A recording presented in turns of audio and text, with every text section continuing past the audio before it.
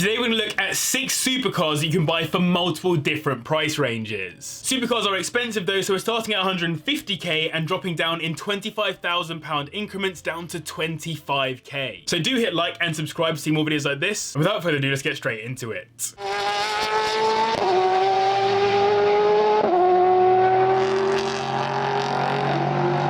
For our 150k price limit, we have the beloved Lamborghini Aventador in its base spec, which is probably the most dreamy dream car you'll see on this list. It was the flagship car for the brand and very quickly cemented itself as a worthy successor to the Murcielago. It has a carbon fiber monocoque, and over 5,000 of these original models were made, which to some would be too many for a supercar, especially with this being the second most produced Lambo of all time at the time, but I think this car is mental and special enough to keep prices relatively high. It's come with probably the most obscene powertrain on the list, a 6.5 litre V12 engine that puts out 690 brake horsepower, taking the car to 60 in 2.9 seconds, and with the most ridiculously beautiful V12 sound you can imagine. They've got a special 7-speed single clutch automated manual transmission, which can be a bit of a glass cannon, and thanks to Audi they ended up getting a Haldex all-wheel drive system to get all that power down to the road. You'll also get them as both a coupe or roadster, and they'll turn as many heads as any later Aventadors. These sadly only just start at about our 150k limit, which will get you a 2015 example with around 50,000 miles on the clock, quite a lot for a supercar. Clutch and gearbox issues are among the most common problems, as I alluded to, and there are some known electrical issues too. However, as this was put together under Audi's management, it's certainly more reliable than some of the Lambos of old, and every so often you might find parts that can be shared across other VW Group cars to save what will otherwise be crazy expensive maintenance costs. As we cut 25 grand off our budget, we don't really get much less flamboyant with the McLaren 720S, which despite being pretty expensive is a great value for money supercar in my books. When it comes to supercars, McLaren have truly cracked the formula. The 720S is a perfect example of this, with its beautiful looks designed jointly by the legendary Frank Stevenson and Rob Melville. The dihedral doors, the aggressive fins all over, and the rear mid-engined rear-wheel drive setup, this car defines what it is to be a supercar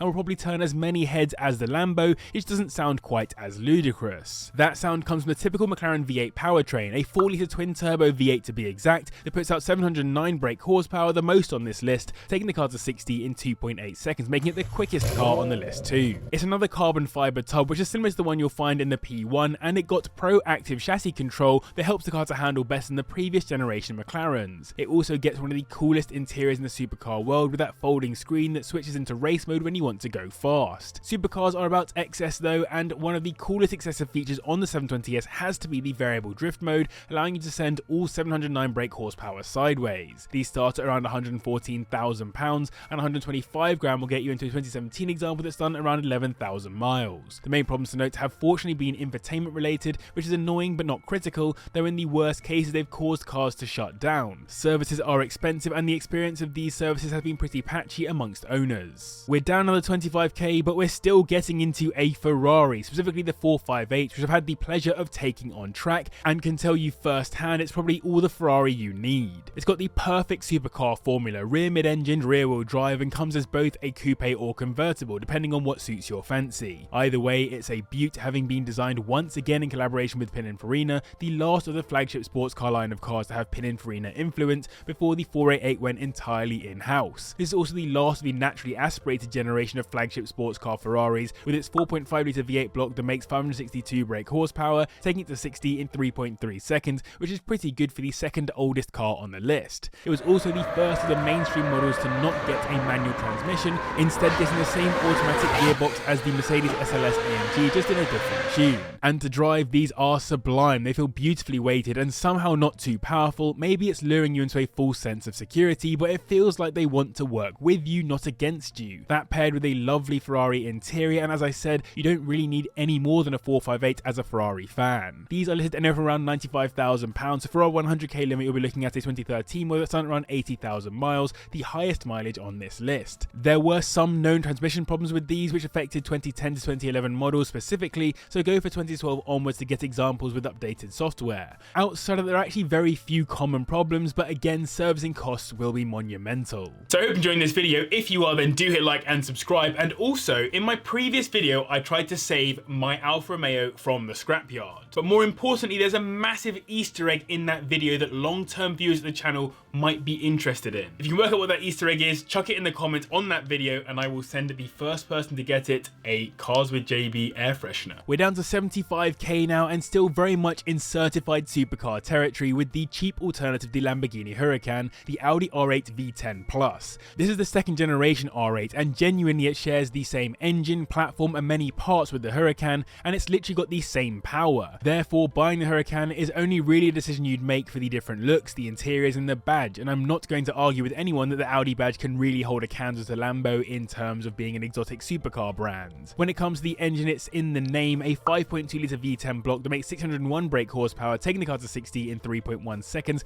helped of course by the R8 being a quattro all-wheel drive layout. You'll even get a Spider within our price range, and though they're not super pretty with the roof up, with the roof down, I think these look so aggressive and more supercar-esque than basically any other R8 spec. This car truly propelled the R8 badge into supercar status, with the first gen being somewhere in the middle, as some reviewers called it a sports car, others a supercar. The only thing that's slightly less supercar-like in these is the interior, which isn't ridiculously different to what you get in a TT. They'll run you around £64,000 at the bottom end, and 75k will get you into a 2018 model that's done around 40,000 miles. There are some known issues with oil leaks from the dry sump system, potential issues with the magnetic ride suspension, faulty camshaft adjusters, and generally expensive repair costs due to the car having so many bespoke parts, and of course being a supercar. For our sub 50k price range, onto the most aggressive version of the Jaguar F-Type, the SVR, which is basically a supercar-esque Grand Tourer that makes way less sense than just buying an R if you actually want to go Grand Touring. The SVR was also adapted as a GT4 race car and not just a road car that took part in the British GT Championship back in 2018 and 2019. Invictus Racing actually ran them, which is Prince Harry's organisation for veterans, so some former soldiers had the chance to race in the British GT Championship in some of these. But the road car is what we're talking about, and it was JAG's first road car to reach 200 miles per hour since the XJ220,